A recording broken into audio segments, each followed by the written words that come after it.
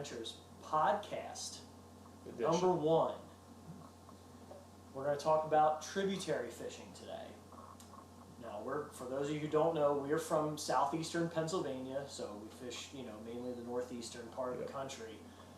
Most popular, widely known tributary fishing opportunity in our area would definitely be salmon fishing. The most popular place to do that would have to be the Salmon River in New York. The stocking program that the New York DEC has with Lake Ontario, they raise massive numbers of king salmon, coho salmon, and there are efforts now to try and get the original native Atlantic salmon reintroduced. We see them once in a while, but that would be the rare gem.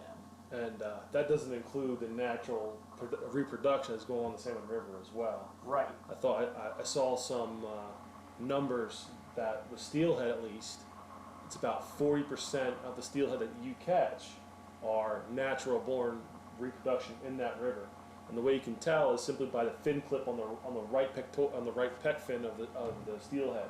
The right pec fin will actually be clipped if it's a stocky. If it has both, it's actually a native one. And we've caught more natives, believe it or not, than actual stockies. As far as steelhead, absolutely, we've caught more wild steelhead than stocked fish. But with the salmon, I feel like we've seen it kind of like 50-50 over the last couple of years. I mean, I don't know what your thoughts on it, but we've caught a fair amount of wild salmon in addition to the Yeah, because they're actually, the state of New York, they're actually putting less and less in due to the amount of alewife population in Lake Ontario. I just saw an article on it. So the salmon themselves, they're just not, there's not as many as there used to, and what's probably supporting the population that's being stocked is the ones that are being naturally reproduced in the river as well. Agreed. With the main forage in Lake Ontario, typically it's been ciscoes, but due to many different biological variables now, the state has, the population of ciscoes has gone down significantly, so the main forage now is the alewives. So we'll have to see how that impacts the fishing and the overall numbers here in the coming years. Yeah, again, the ciscoes, that's the native stuff. The alewives kind of took off in the early 1900s and stuff when shipping started getting major. Ciscoes have been making a little bit of a comeback, but alewives are still the major thing. So, zebra mussel stuff on Lake Ontario affecting that. But let's get into actual talk about the tributaries. So we go on tangents about everything all day, but we got what we're talking about is specifically tributaries. We don't have the boats to go out there. We have the bass boats, but nothing. Yeah, I think we all know there's an infinite number of variables that affects fishing for very different species in a given area. It takes a real concoction of things to go right to have incredible fishing, for sure. If any number of those variables are missing, it can dramatically impact fish populations and overall fishing. And that's something we saw this year with this tributary salmon fishing. As the run really wasn't right. It just never really happened. It's too warm, man. Yeah, it just kind of like fizzled out. And if you look at a lot of maps of fish of where they were caught, especially by Salmon River Newbie, who actually, that website was actually really helpful. A lot of the fish stayed down in the estuary and down in Douglaston. They never ran. Well, the river was just entirely too warm this year during that September and October period when the peak time of the salmon run is for the northeast area of the Great Lakes section of the country where you have migratory salmon. We went up, what was it, the first week in October? Yes. First weekend in October? Steve and I went up to the Salmon River, upstate New York. First week in October, the river temperature was 67 degrees. And you're talking about a fish that is normally 100 or so or more feet deep in the Great Lakes, where the water temperature is usually in the low 40s, even down into the upper 30s. Yeah, they prefer stuff below 60. They can't handle that 67 degree water. So it sounded like, and what we believe also is that the fish they didn't really run. They stayed in the mouth of the river, in the estuary of the lake, and they just never really the numbers that were there, they just didn't really run. Yeah, I mean, I'll give you that. I mean, the salmon I saw this year though were big. Oh my gosh. They were tanks. They were giants. You know. A lot of 20s this year. Yeah, I mean, I will say that. So if you're talking about just pure size and that's what you're looking for and not that alone, this year was the year for size. They're a tough customer, man. You know. You tie into a 20-pound king in current on light tackle like wading versus conventional tackle like the boats would use that troll form all year long out in the lake. When you get into them in the river and on light tackle, oh man, hang on. So I mean, you just said light tackle. So let's talk about the tackle we specifically use. I mean, we both use St. Croix. It's just the confidence we have in the Shout out to company, St. Croix rods. and everything else that, as far as their great customer service, I've never had any problems with them fighting me with broken rods or anything like that. They've been, easy to deal with at that regard. They stand behind their product for sure. I specifically have an Avid 8'6" medium, and you have a Legend Elite 8'6". Yep. 2-piece, 8.5-foot medium action spinning rods. The really only difference between my rod and his rods is a little bit of difference in weight and a little bit nicer guides on his with a carrying case. I think other than that, the handle might be just a tad different. Could be. Yeah, but there's not too much difference to it. But we really like that size because it's a really good all-around rod. You can use it in that bigger water down through town, and you can use it in the smaller areas that we tend to fish, which is up towards Altmar and Ellis Cove. Right. We fish the upper river where the river is a little narrower. In the Salmon River, you have about 12 miles, give or take, of fishable water from the Salmon River at the lighthouse there, at the reservoir, all the way down to the mouth, the estuary. If you're down lower in the river, like in through town and through the Douglaston Run in that area, the river is much wider. There's a lot more water.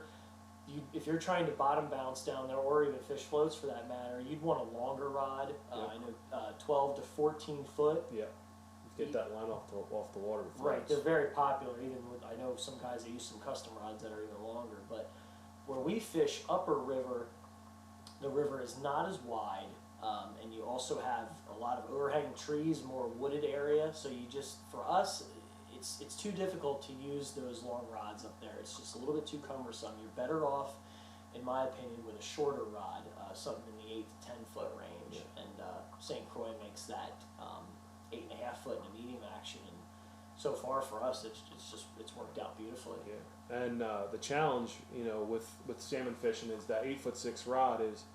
It's nice about it has a nice backbone, but it has a nice soft tip. So it's really hard for the fish to shake that hook once you get it in there, because the tip does the work and the backbone's strong enough that you can actually get it in the bone of those big salmon ones you get. Right. So let's talk about, as far as the line diameter, the line strength and leader strength and stuff like that, what we use. I mean, 12 to 15 pound main line. Fluorocarbon, because you want it to get down. You want the sinking ability of fluorocarbon, and it has lower stretch than mono. For bottom bouncing. Yeah. Yes, fluorocarbon for sure. Less stretch, and it sinks, so you can maintain that bottom contact through your drift. That's critical. Now braid's a great line for bass, but I wouldn't suggest it for salmon and steelhead, simply because at Salmon River, the amount of break-offs you get, there's no way you're going to get your line out of some of those snags and stuff that they have in the bottom there. Right. Not to mention, it just doesn't, I don't know, it's one of those things, it's a bad look, pulling a salmon upstream by the tail, braid to me it's just not a good idea. Not to mention, if it gets really cold, the braid tends to get really stiff. Yes, it actually freezes. You want a limp line for that. Yeah, you don't want to go below. If you go below freezing up there with braid, it's going to actually freeze.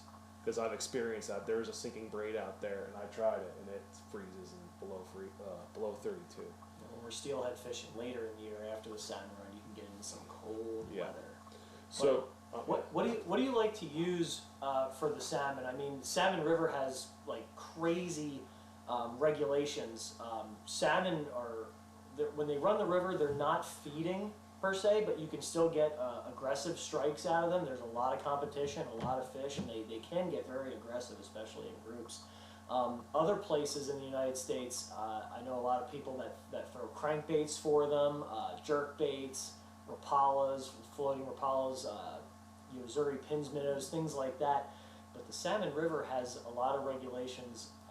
Years ago, back in like the 70s and 80s, it was like a huge snagging deal up there. Guys used to use the big treble hooks, Yep. you know, with the Losing lead eyes. on them, and that's how they used to do it back then. But too many people got hurt, Yep. losing eyes, getting hooked, Yep. and this and that. So now they have regulations where you're only allowed on the Salmon River during the salmon run.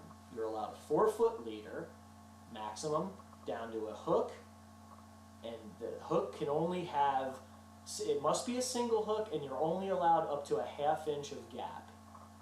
So what you're trying to do is you're throwing you're fishing cross current, you're throwing to about the 10 o'clock position, and you're drifting around to around the 2 o'clock position, and you're throwing a drift if you're bottom bouncing, and you're just trying to drift that bait as naturally as possible with the current past those fish, and when it comes by, they just swim out and suck it up if all goes well. Yeah, and I mean, people say don't bite, but there was a time when you actually had one chase an egg sac downstream and bite it. Right, they're not feeding. The fish are not feeding once they enter the river. They're totally just worried about spawning, but they do get aggressive sometimes, and they will bite out of aggression, but they are not feeding. So your strategies are, you're either trying to get an aggressive bite out of the fish, or you're trying to, the term that they use up there is called lifting, where you're trying to get that hook right into that fish's mouth, or get the line into the fish's mouth, and then as the bait drifts by, the weight just pulls that line through that fish's mouth, and the hook will just stick them right in the corner on the other side.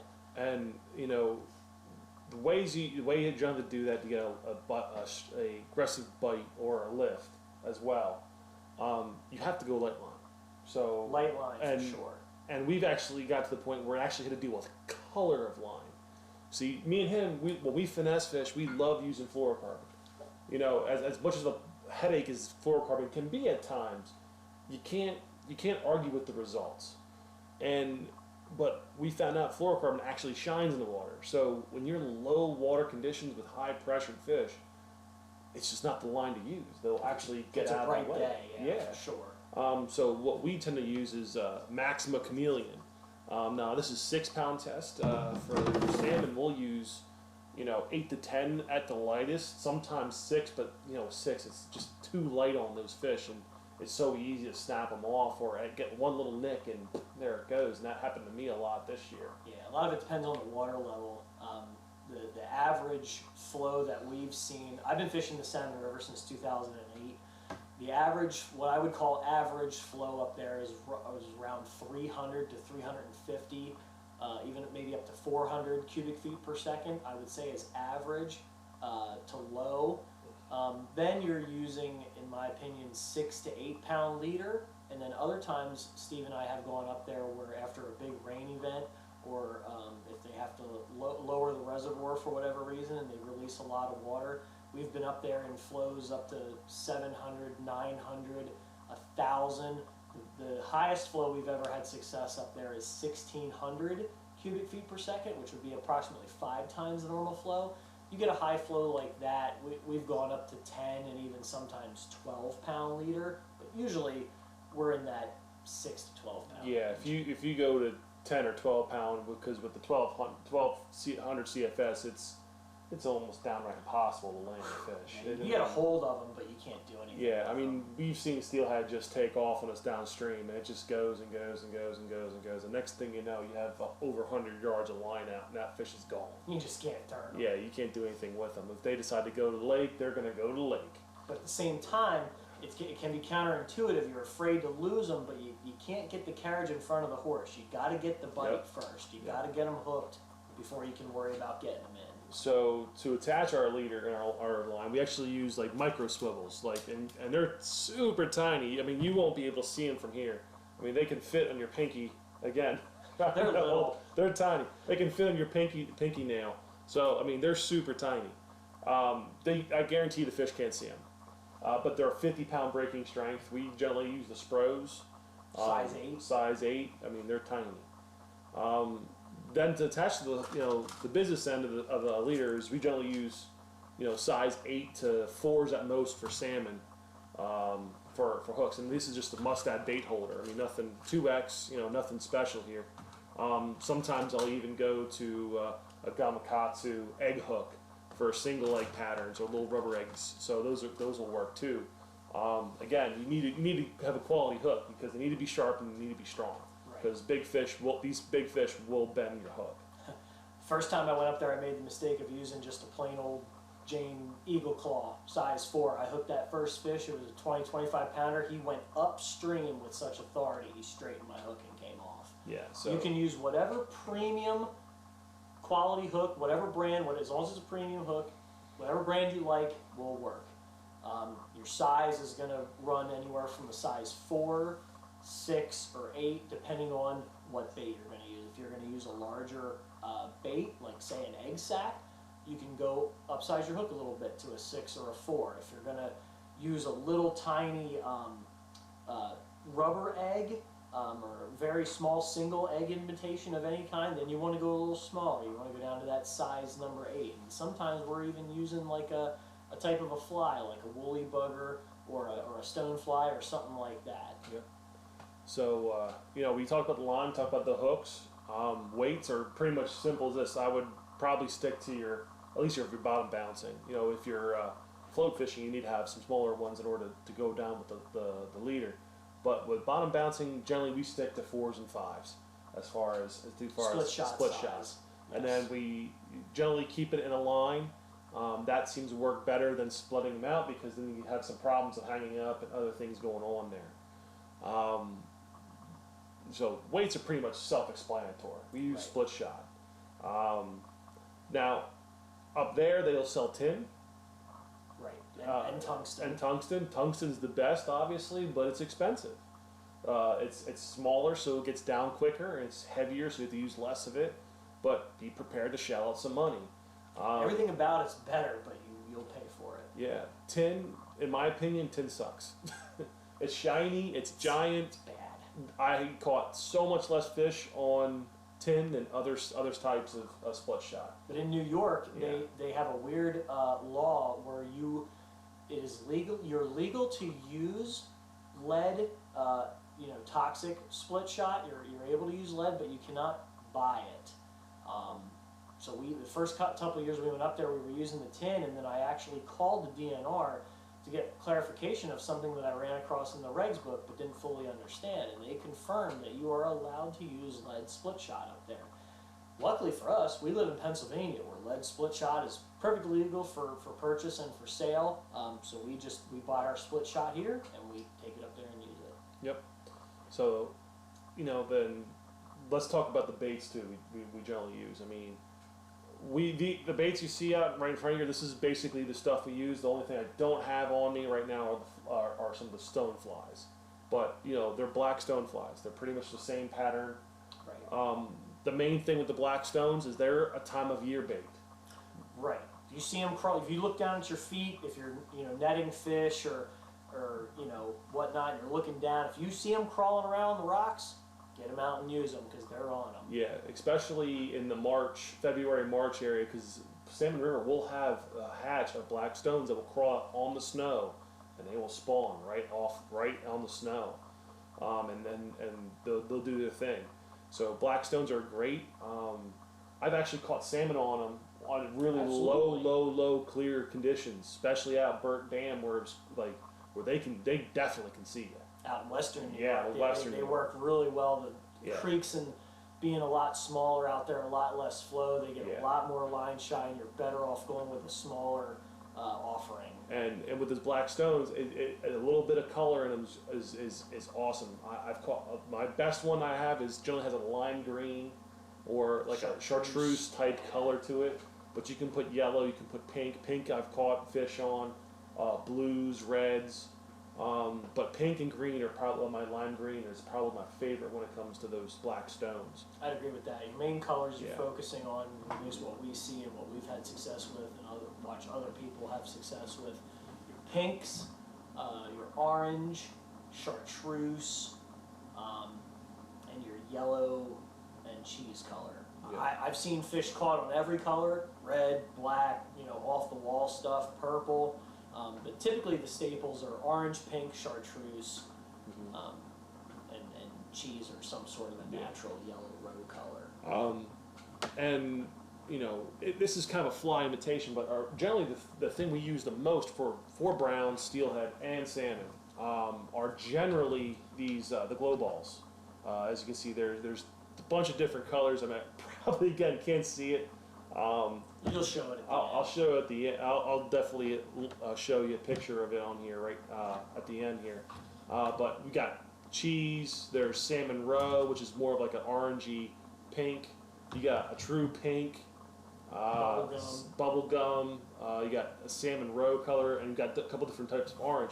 Those we throw all the time for all species, pretty much until it gets to the point where there's no more eggs in the river. I think you'll trout guys will agree. There seems to be no rhyme or reason, at least to me, but sometimes they, for whatever reason, they just get on one color over another. So you just want to, you know, we're prepared. We have a lot of different colors on hand because you never know when one's going to get hot.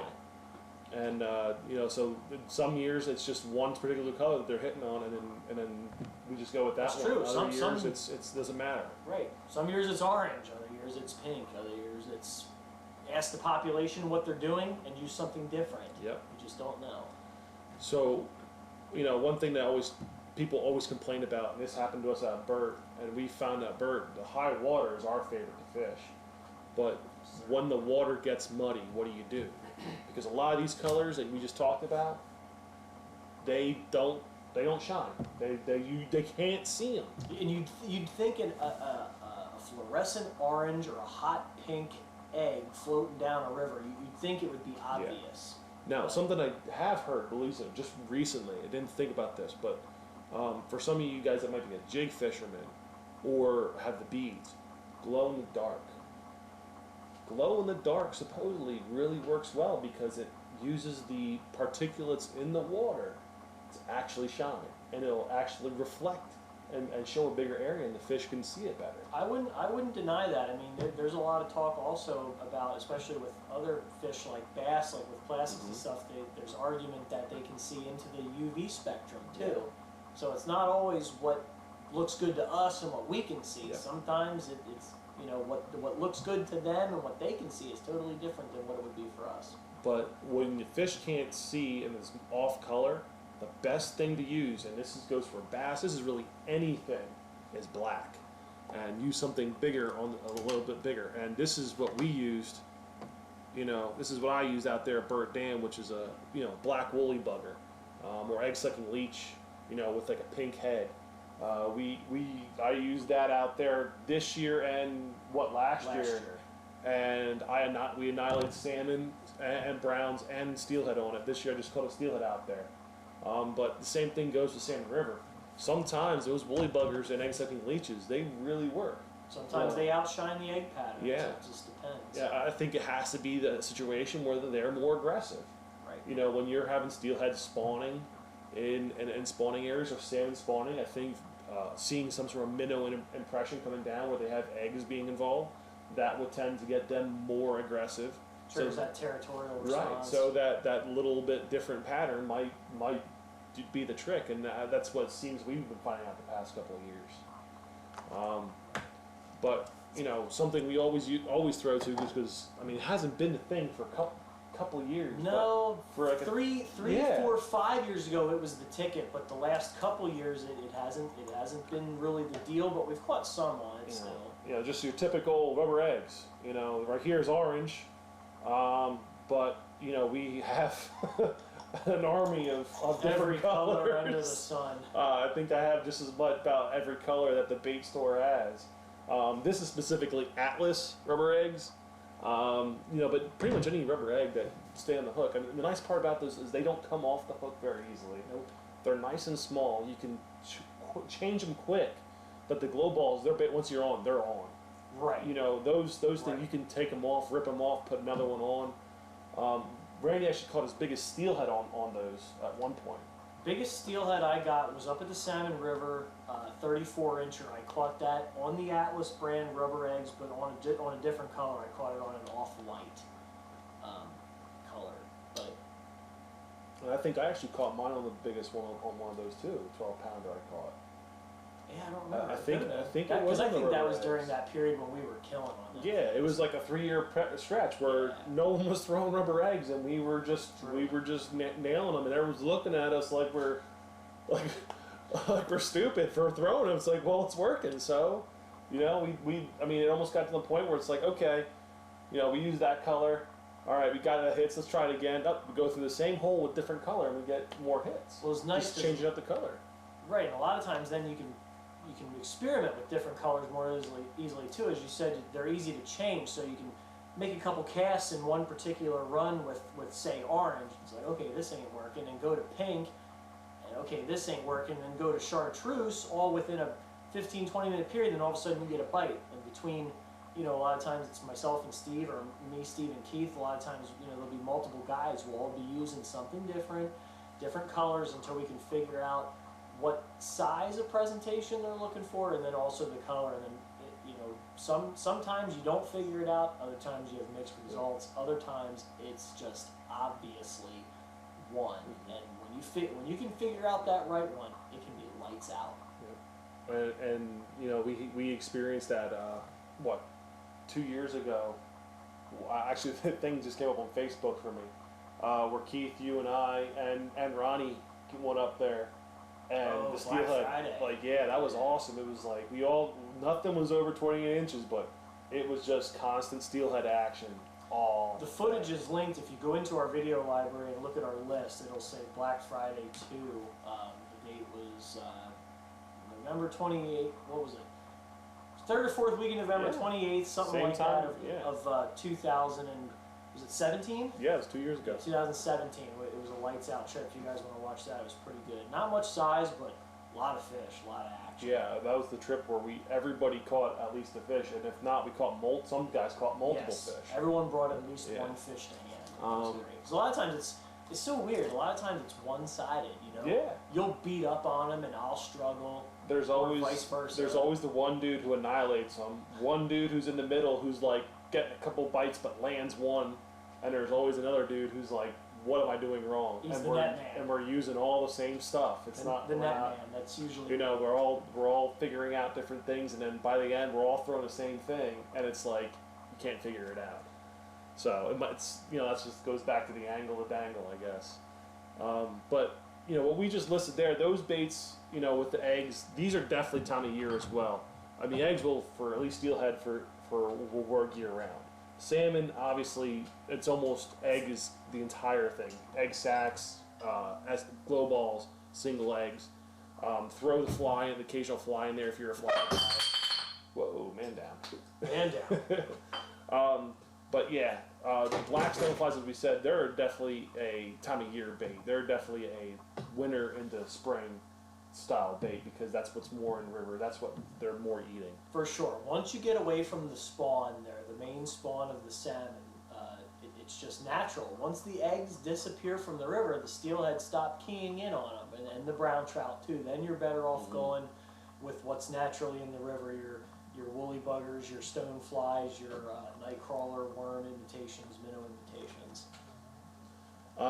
Yeah, so we'll add one more thing here, at least with baits, is, you know, and as my uncles there always say, the damn pink worm. The pink worm. I tell you what, this has caught me so many fish, at least around here. Up there, it's always something to throw because you never know what's going to happen.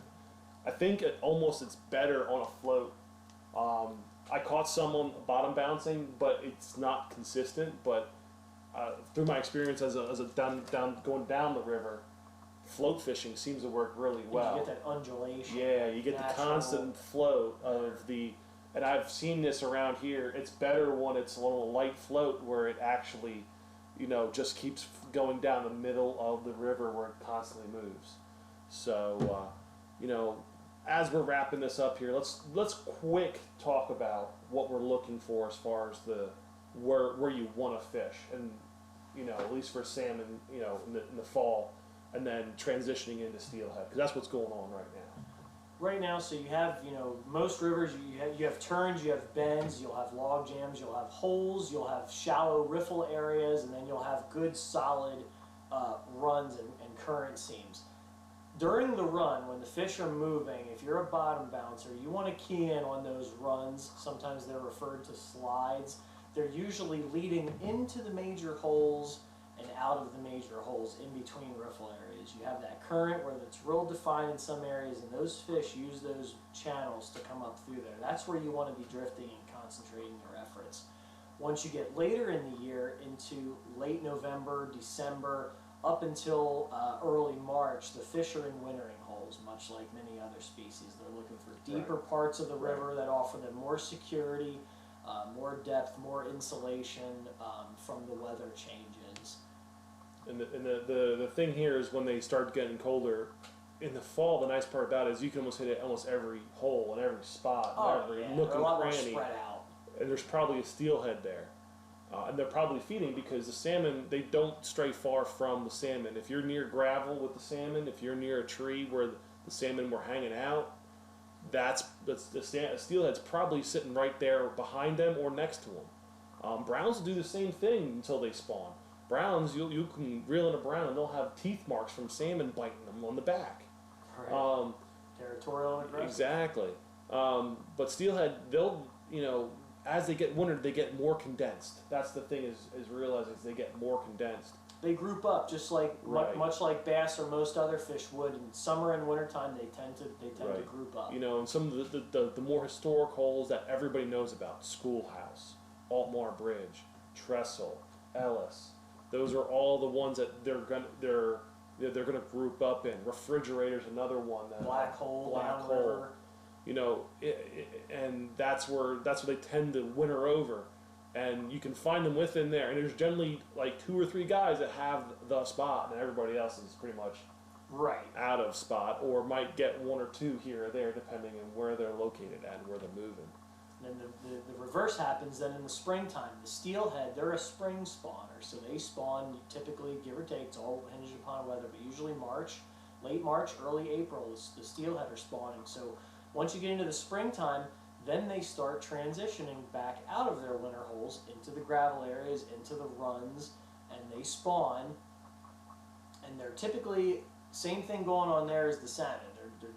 There's more fish in the river regarding steelhead in the springtime than any other time of year when they're spawning, but they can be very difficult to catch because they're focused on breeding, not eating. So then again, you're looking for that either aggression, territorial bite, or you're looking for that lift.